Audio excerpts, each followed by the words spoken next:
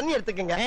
அத தோசைக்கல்ல ஊத்தி அதுக்குன்னு வழக்கமா ஒரு விளக்கமாறு வச்சிருப்பீங்கல்ல? ஆமாங்க. அத அடிப்பக்கமா திருப்பி சரிங்க. வரட்டு வரட்டு வரட்டுன்னு ஒரு 4 இழுப்பு இழுத்து சரிங்க. நல்லா கழுவி விட்டுருங்க. சரிங்க. ஒரு கிண்ண நிறைய மாவு எடுத்து பெரிய ரவுண்டாவும் இல்லாம சின்ன ரவுண்டாவும் இல்லாம சரிங்க. பொதுவா ஒரு ரவுண்ட ஊத்தி 4-5 வெங்காயத்தை போட்டு அள்ளி பொடி பொடி பொடியா நறுக்கி அப்படியே மேலாப்ல பரபர தூவி விட்டு சரிங்க.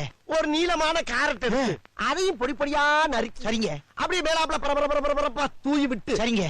ஒரு 16 கரண்டி நெய் எடுத்து சரிங்க. அதுல 6 கரண்டி நெய்ய உள் சைடு அப்படியே லேசா விளாவி விட்டு சரிங்க. 10 கரண்டி நெய்ய தோசைக்கு வெளி சைடு அப்படியே மேலாப்ல விளாவி விட்டு சரிங்க. இட்லி பொடி இருக்கு பாத்தீங்களா? அத அப்படியே அள்ளி மலை சாரல் மாதிரி அதை மேலாப்ல பரபர அப்படியே பேய விட்டு சரிங்க. பொத்துனாப்ல அப்படி ஒரு பரட்டு இப்படி ஒரு பரட்டு அப்படி பரட்டி விட்டு அப்படியே ரெட்டி கலர்ல முருக முருக முருக முருக விட்டு